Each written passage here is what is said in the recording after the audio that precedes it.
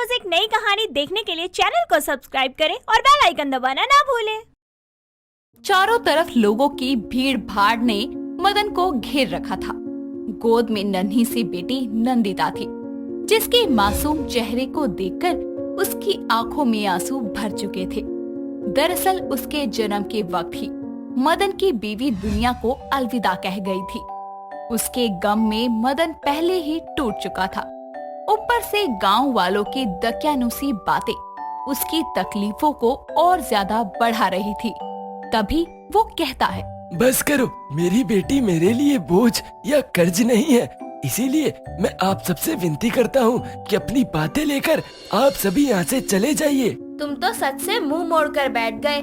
जन्म के समय ही अपनी माँ को खा गई, पता नहीं आगे और क्या क्या करेगी। मैंने तो सुना था बेटी लक्ष्मी होती है, ये तो कुलक्षणी निकली।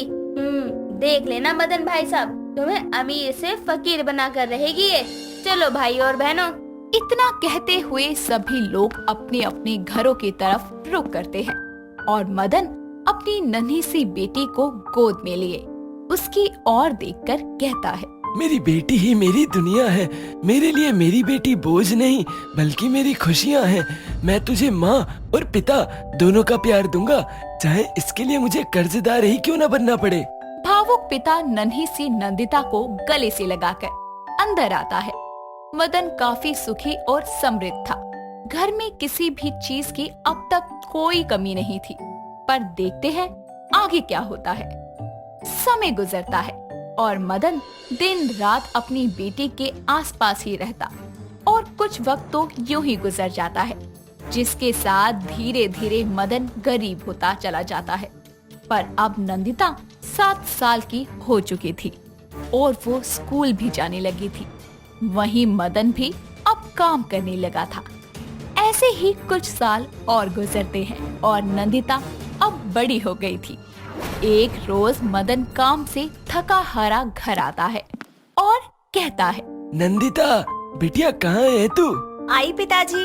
कितनी बार समझाया है तुझे कि घर के कामकाज मत किया कर, तू बस अपनी पढ़ाई लिखाई पर ध्यान दे। पिताजी आप खामखा चिंता कर रहे हैं, इससे मेरी पढ़ाई पर कोई असर नहीं होगा। पिछले 16 बरस से तो आप ही संभाल रहे हैं ना, अब मुझे संभालने दीजिए। आप हाथ मुंह धो लीजिए, मैं खाना लगा देती हूँ। ठीक है बिटिया। मदन फटाफट से हाथ मुंह धोकर खाने की थाली लिए बैठा होता है। तभी सुखलाल उसका दरवाजा खटखटाते हुए कहता है, अरे ओ मदन लाल, चल उठकर इधर आ। पिताजी अभी खाना खा रहे हैं, आप थोड़ा इंतजार कीजिए।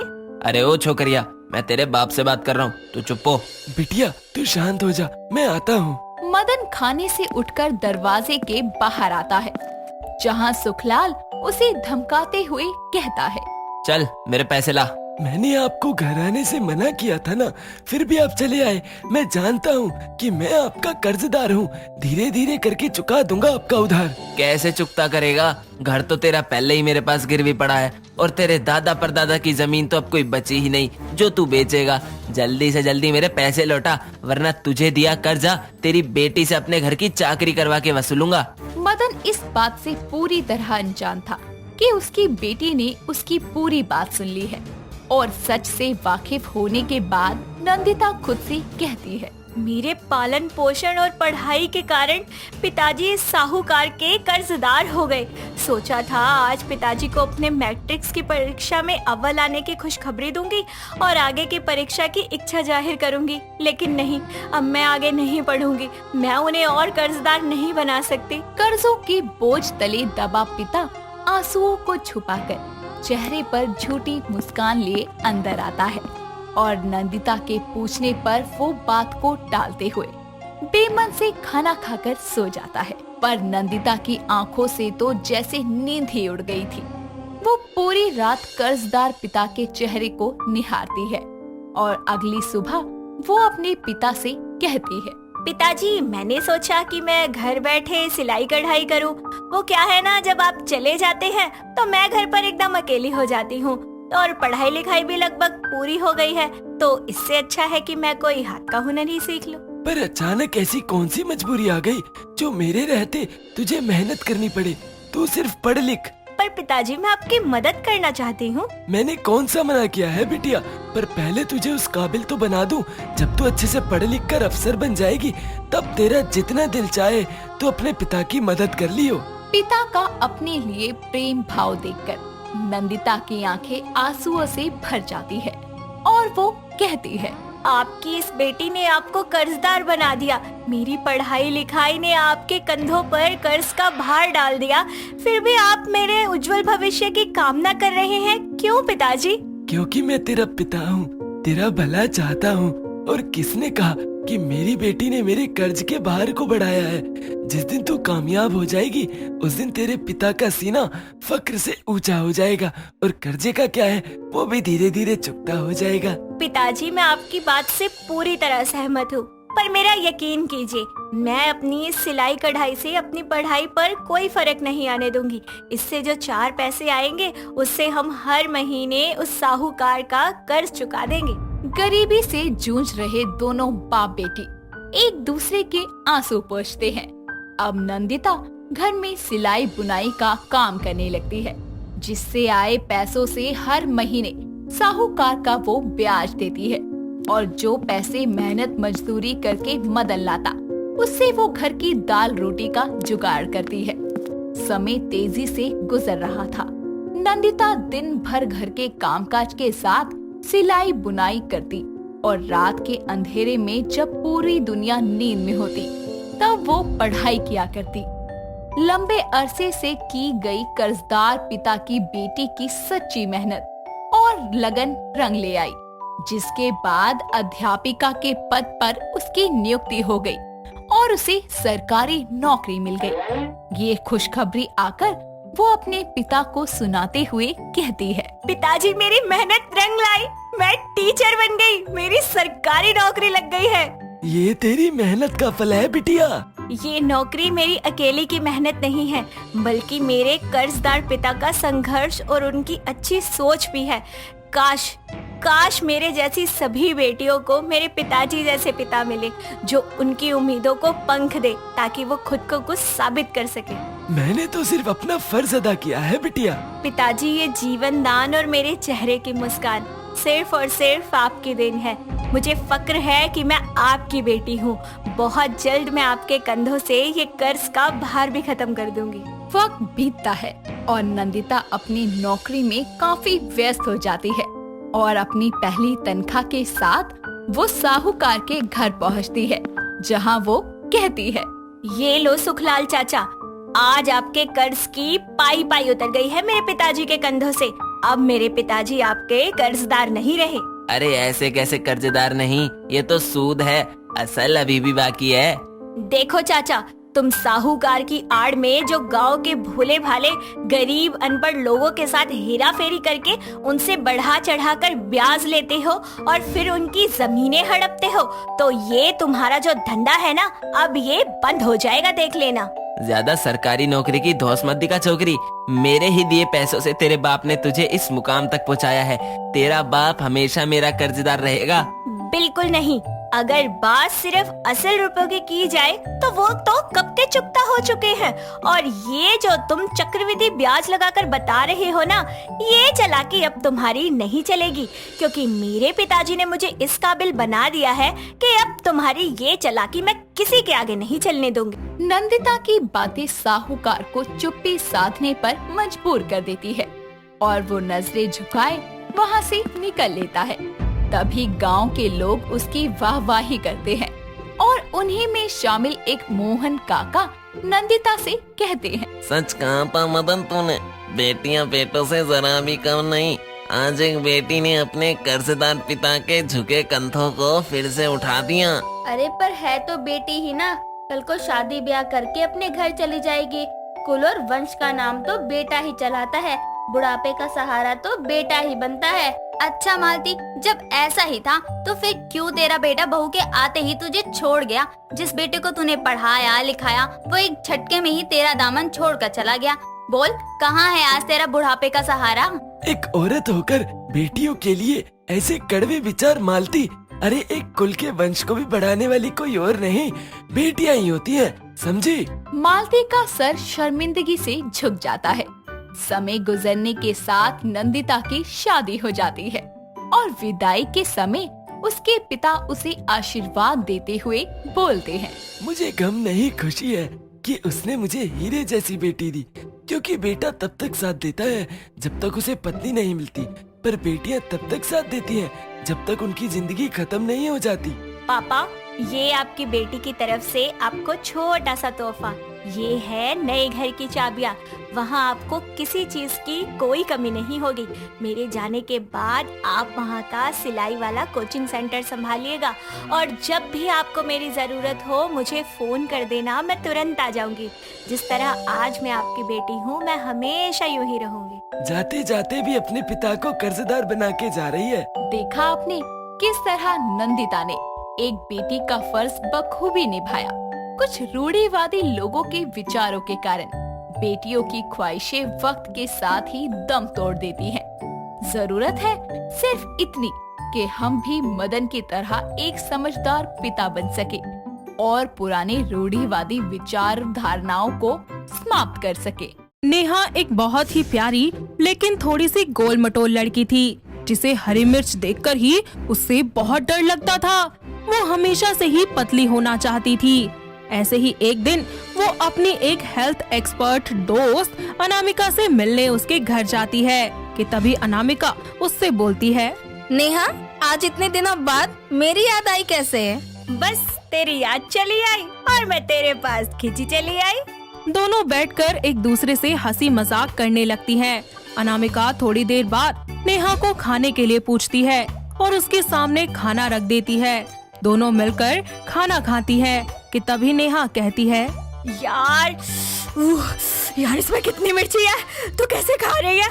ऊपर से मिर्च भी खा रही है। रिलैक्स यार, हरी मिर्च है बस खाने में। और वैसे भी हरी मिर्च हमें ज्यादा से ज्यादा खाना चाहिए, ये नुकसान नहीं करती। हरी मिर्च खाने से फायदा होता है? भला मिर्च खाने से किसका फायदा हुआ है? हरी मिर्च खाने से हमारे शरीर में खून जमने से रोकता है और उसे ठीक होने में मदद मिलती है। जुकाम में भी हरी मिर्च खानी चाहिए। अनामिका नेहा को हरी मिर्च खाने के बहुत सारे फायदे बता देती है, जिसे सुनकर नेहा अनामिका से कहती है, सच में यार, हरी मिर्च तो बड़ी फायदेमंद है। अगर ऐसा है तो मैं भी खाऊंगी आज से। थोड़ी देर के बाद नेहा वहाँ से चली जाती है और धीरे धीरे हरी मिर्च खाना शुरू कर देती है। देखते ही देखते उसको हरी मिर्च खाने की आदत सी हो जाती है और वो कुछ भी खाया करती तो उसके साथ हरी मिर्च जरूर खाती।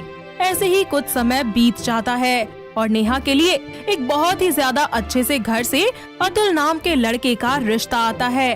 अतुल अपनी माँ देवकी के साथ नेहा को देखने उनके घर आता है, जहाँ नेहा को देखते ही देवकी और अतुल को नेहा पहली नजर में भा जाती है और कुछ ही दिनों में उन दोनों की बड़ी धूमधाम से शादी करवा दी जाती है। शादी के बाद नेहा अपनी बहू होने का सभी फर्ज अच्छे से निभाती है। ऐसे ही एक दिन नेहा और अतुल एक रेस्टोरेंट में खाना खाने के लिए जाते हैं, जहां अतुल नेहा से बोलता है, नेहा, आज तुम सच में बहुत प्यारी लग रही हो। दिल तो कर रहा है खाने को छोड़कर तुम्हें ही खा जाऊं। अतुल जी, सब देख रहे हैं। अरे देख लेने दो, कौन सा मैं किसी और के साथ हूँ। आखिर तुम बीवी हो मेरी, तुम्हारे साथ थोड़ी सी रोमांटिक बातें तो कर ही सकता हूँ मैं। हाँ हाँ, क्यों नहीं, पर यहाँ नहीं, यहाँ सब देख रहे हैं। Okay my wife. दोनों एक दूसरे से बातें कर ही रहे होते हैं कि तभी वेटर आकर उनका ऑर्डर ले जाता है और उनका खाना टेबल पर रखकर वहाँ से जाने लगता है। उसके जाने के बाद अतुल नेहा से कहता है, इस वेटर के बच्चे को भी अभी आना था, पूरा का पूरा मूड खराब कर दिया। चलिए कोई बात नहीं अतुल जी, हम खाना खाते हैं। वैसे भी मुझे बहुत जोर से भूख लगी है। दोनों खाना शुरू कर देते हैं। खाना खाते ही नेहा अपने पति से कहती है, अतुल जी, लगता है इन्होंने खाने में जरा से भी मिर्च नहीं डाली। देखिए ना, कितना बेस्वाद खाना है। ऊपर से इन्होंने खाने के साथ हमें हरी मिर्च सर्व भी नहीं करी है।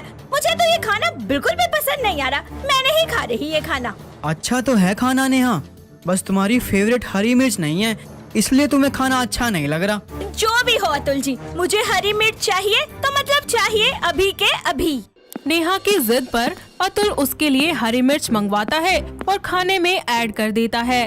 जिसके बाद दोनों खाना खत्म करके रेस्टोरेंट से घर के लिए निकल जाते हैं।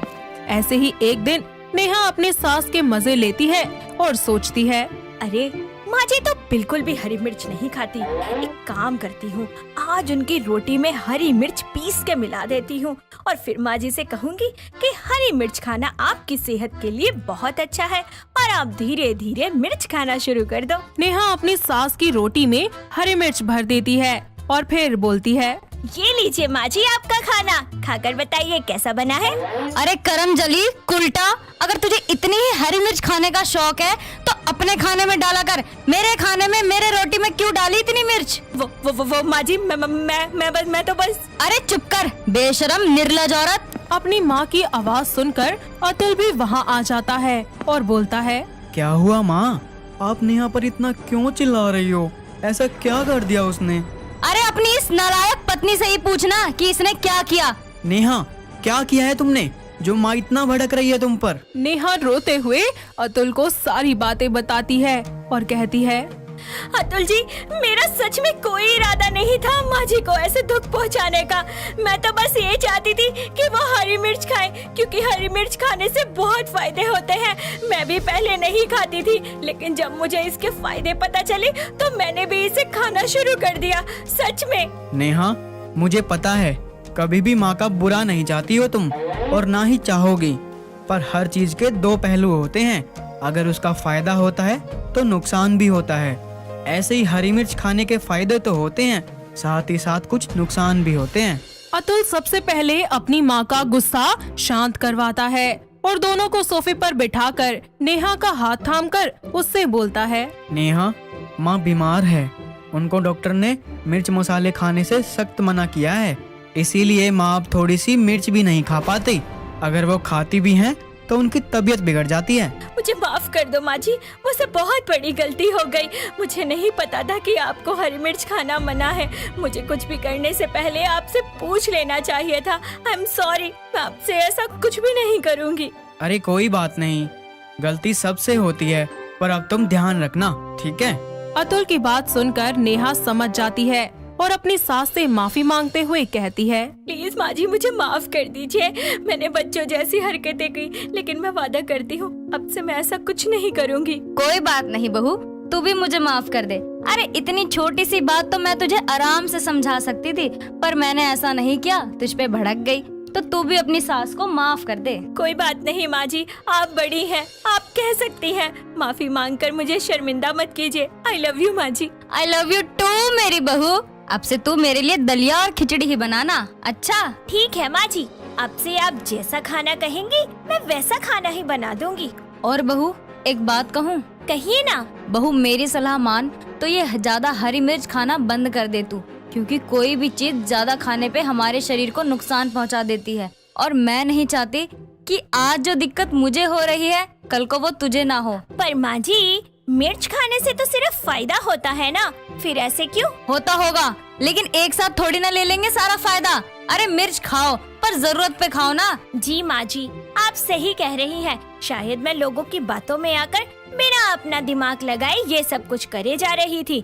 मैं भूल गई थी कि जरूरत से ज्यादा चीजें हमें हमेशा हानि ही पहुँचाती हैं, कभी हमें कोई सुख नहीं देती। ये हुई ना बात। सदा खुश रहे मेरी प्यारी बहू। इतना बोलकर दोनों सास बहू एक दूसरे को गले लगा लेती हैं और नेहा अब खाने में उतने ही मसाले डालती है जितनी उसकी जरूरत हुआ करती और ज्यादा मसाले नहीं डालती। साथ ही वो अपना हरी मिर्च खाने की आदत को छोड़कर बाकी सभी स्वादों का लुत्फ उठाने लगती है। कुछ ही समय के बाद नेहा को पता चलता है कि वो माँ बनने वाली है और पूरे 9 महीनों के बाद वो एक बहुत ही प्यारी सी बेटी को जन्म देती है, जिसके बाद सभी मिलकर नन्ही परी का स्वागत करते हैं और एक साथ खुशी खुशी अपनी जिंदगी को बिताने लगते हैं। भैया ये क्या डेकोरेशन करी है आपने? जरा देखना, ये फूल कितने फीके से लग रहे हैं। अरे ये शादी का घर है, एकदम चमकना चाहिए, महकना चाहिए। और वो डोर तो देखो, अरे जहाँ से मेहमानों ने अंदर आना है वही इतना दुखी सा दिख रहा है। जाओ पहले उसे सजाओ। अरे देख कर ही लगना चाहिए कि घर में शादी है। क्यों री अम्मा, अब तुझे लेट नहीं हो रहा तैयार होने में, जो यहाँ सबकी क्लास ले रही है? देखना माँ, ये सब कैसे तैयारी कर रहे हैं? ये सब भूल रहे हैं कि घर में शादी है। आप जल्दी जल्दी चलो, मैं धीरे धीरे आ रही हूँ। काव्या अपनी बेटी को वहाँ पर छोड़कर किसी दूसरे काम में बिजी हो जाती है कि तभी उसे याद आता है कि वो हल्दी की रस्म के लिए हल्दी लाना भूल गई है। ऐसे में वो अपने सबसे छोटे बेटे हर्षित को फोन करती है और उससे बोलती है, अरे मेरा लाडला, तू जहाँ भी है जल्दी से हल्दी लेकर आ जा। तेरी दीदी की हल्दी की रस्म शुरू होने वाली है और मैं हल्दी लाना ही भूल गई। माँ, आप उस बंदरिया को क्यों नहीं बोल देती? वैसे भी बहुत बनती है वो। मिश्री दीदी से पहले तो उस बंदरिया की शादी होनी चाहिए थी। तू जा रहा है या नहीं? तेरी प्यारी सी दीदी की शादी है और तू उसके लिए इतना सा नहीं कर सकता। हर्षित अपनी प्यारी बहन के लिए अपना सारा कामकाज छोड़कर हल्दी लेने चला जाता है। वहीं दूसरी तरफ काव्या श्रद्धा की आवाज सुनकर उसके कमरे में जाती है, जहां वो कपड़ों के ढेर में बैठकर अपनी माँ से बोलती है, माँ, यार देखो ना, मेरे पास हल्दी में पहनने के लिए कपड़े ही नहीं हैं। अरे इतने सारे कपड़े हैं तेरे पास और बोल रही है मैडम कि कपड़े ही नहीं है हल्दी के लिए। यही लिया था ना तूने, इसी को पहन। नहीं माँ, इसकी चुन्नी नहीं है। अरे तो मत पहन, कर तो ऐसे रही है जैसे इसकी बहन की नहीं इसी की शादी हो। इतना बोलकर काव्या वहाँ से चली जाती है और श्रद्धा जल्दी से तैयार होकर नीचे आती है। तो वहीं दूसरी तरफ सही समय पर आकर हर्षित अपनी माँ के हाथों में हल्दी दे देता है और थोड़ी ही देर के बाद मिश्री भी अपनी हल्दी के लिए तैयार होकर नीचे आ जाती है। कुछ ही समय में सभी मिश्री को हल्दी लगाते हैं। इस तरह एक दिन बीत जाता है और अगले दिन मेहंदी और संगीत का फंक्शन होता है, जिसमें काव्या श्रद्धा से बोलती है, ओफो, हे भगवान, मैं काम में इतनी बिजी हो गई कि हलवाई वाले को फोन करना ही भूल गई। अरे माँ, चिंता मत कीजिए, मैं कॉल कर देती हूँ, मेरे पास नंबर है उनका। अच्छा बेटा, एक काम और करना, कैमरे वाले को भी फोन कर देना, वरना वो आएगा नहीं। माँ, सब सही हो जाएगा, आप जाओ, मैं हूँ ना। काव्या श्रद्धा की बात सुनकर वहाँ से चली जाती है और शादी की तैयारियों में लग जाती है। तभी अचानक उसे याद आता है कि कल ही शादी है और अभी तक वो सुनार से मिश्री के शादी के गहने नहीं लाई है। और वो अपना सारा काम छोड़कर सबसे पहले श्रद्धा के साथ सुनार के पास जाती है और ज्वेलरी लेकर कहती है, अच्छा हुआ इन्होंने सही समय पर सारी ज्वेलरी तैयार कर दी। और उससे भी अच्छी बात तो ये है माँ कि आपको वक्त रहते याद आ गया और आपने ज्वेलरी ले ली, वरना शादी की शॉपिंग में तो आप चीजें ही भूलती जा रही हैं। दोनों माँ बेटी घर के लिए निकलती हैं। तभी श्रद्धा की नजर एक पार्लर पर पड़ती है और वो अपनी माँ से कहती है, ओफो माँ, मैं भी आपकी तरह भुलक्कड़ हो गई हूँ। मैंने पार्लर वाली से बात ही नहीं की। आप घर जाओ जल्दी, मैं बात करके आती हूँ। काव्या घर के लिए निकल जाती है, जहाँ पर धीरे धीरे मेहमान आना शुरू होते हैं। तो वहीं काव्या सभी का स्वागत करती है और कुछ ही समय के बाद संगीत और मेहंदी की रस्में शुरू हो जाती हैं। सभी एक साथ मिलकर फंक्शन को एंजॉय करते हैं और इस तरह शादी का दिन आ जाता है। और उस समय मिश्री श्रद्धा से कहती है, बंदरिया, मेरी शादी आज ही है, कल नहीं। और अब तक तो टेलर से मेरी शादी का ब्लाउज नहीं लेके आई। ओ सॉरी दीदी, मैं भूल गई, बस अभी लेकर आती हूँ। श्रद्धा जल्दी से टेलर के पास जाकर ब्लाउज लेती है, लेकिन ब्लाउज को देखते ही उसे बहुत गुस्सा आता है और वो बोलती है, ये है शादी का ब्लाउज? मेरे कहने का मतलब है कि दुल्हन का ब्लाउज। अरे डोरी तो देखो इसकी, एक ऊपर एक नीचे। अरे भला दुल्हन कोई ऐसा ब्लाउज पहनती है? भैया कोई सेक्सी सा ब्लाउज सिलना था। जल्दी के जल्दी इसे ठीक करके दो, वरना कोई पैसा नहीं दूंगी। नाराज क्यों होती हो? अभी ठीक कर देता हूँ। इसकी डोरी ही तो ठीक करनी है ना। जी, और जल्दी कीजिए, शादी आज ही है। श्रद्धा अपनी आंखों के सामने ही उस ब्लाउज को ठीक करवाकर घर चली जाती है। घर आकर एक बार फिर से तैयारियों में लग जाती है और फूलों से पूरे घर को सजा देती है। जहाँ पर एक तरफ कोई मिठाइयों का डब्बा पैक कर रहा होता है, तभी मिश्री रेडी होने के लिए चली जाती है, पर उसको अभी तक अपना लहंगा नहीं मिलता। तभी वो अपनी बहन को आवाज लगाकर उसे अपने पास बुलाकर बोलती है, श्रद्धा, मैंने तुझे मेरा लहंगा लाने को बोला था, कहाँ है? मैं लेकर आ चुकी हूँ दीदी, वो मेरे रूम में ही है, अभी लेकर आती हूँ। श्रद्धा सारा काम काज छोड़कर सबसे पहले अपनी बहन को उसका लहंगा देती है और घर के कामों में बिजी हो जाती है। श्रद्धा घर के कामों में इतनी बिजी होती है कि खुद तैयार ही नहीं हो पाती। थोड़े ही समय के बाद बारात आ जाती है, पर मिश्री अभी तक रेडी नहीं हो पाती।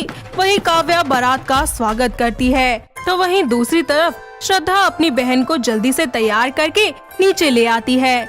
कुछ ही समय में लड़का और लड़की जयमाला की रस्म को पूरा करने के लिए स्टेज पर जाते हैं और तभी काव्या और श्रद्धा को याद आता है कि जयमाला लाना तो भूल ही गए हैं और जल्दी से वो हर्षित को बुलाकर उससे कहते हैं, बेटा मैंने जयमाला का ऑर्डर दे रखा है और जल्दी जल्दी में लाना भूल गई। जाकर जल्दी से ले आ, जब तक मैं यहाँ कुछ करती हूँ। माँ आप भी कमाल करती हो, शादी के लिए जयमाला लाना ही भूल गई। अब यहीं पर माँ से बहस करके सारा टाइम वेस्ट कर दे। तू जा रहा है या नहीं? हर्षित बिना देरी किए जल्दी से वरमाला लेने के लिए निकल जाता है, तो वहीं दूसरी तरफ श्रद्धा तब तक मेहमानों को बातों में और पिक्चर्स क्लिक करने में बिजी रखती है। कुछ ही समय में हर्षित जब जयमाला लेकर आता है तो वो श्रद्धा को दे देता है और फिर उसके बाद उनकी जयमाला की रस्म पूरी हो जाती है।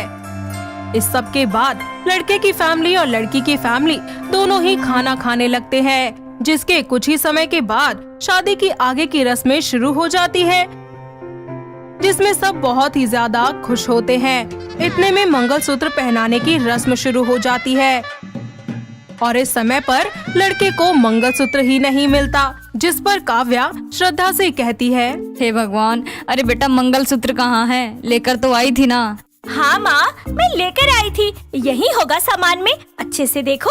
मैं माफी चाहती हूँ आप सभी से, वो मंगलसूत्र नहीं मिल रहा, यहीं कहीं रखा है। काव्या को ऐसे परेशान देखकर लड़के की माँ सोना बोलती है, अरे कोई बात नहीं समधन जी, हो जाता है, शादी ब्याह के घर में चीजें तो इधर उधर होती रहती है, मिल जाएगा। सभी मिलकर मंगलसूत्र ढूंढने लगते हैं। तभी श्रद्धा को कुछ याद आता है और वो तुरंत अपनी माँ के कमरे में जाकर कबर्ड खोलकर देखती है, जिसमें उसे मंगलसूत्र मिलता है और वो उस मंगलसूत्र को अपने गले से लगाकर बोलती है, थैंक गॉड, ये मंगलसूत्र मिल गया, वरना आज तो। श्रद्धा जल्दी से मंगलसूत्र लेकर मंडप में जाती है, जहाँ पर सभी पहले से बहुत परेशान थे। श्रद्धा वो मंगलसूत्र अपनी माँ को देती है और उसकी माँ लड़के को, और इस तरह इतनी सारी मुसीबतों और परेशानियों के बाद श्रद्धा की बहन मिश्री की शादी अच्छे से संपन्न हो जाती है। दोस्तों, अगर आपको ये कहानी पसंद आई तो इसे लाइक करें, शेयर करें और कमेंट करके बताएं कि कहानी में आपको सबसे अच्छा क्या लगा।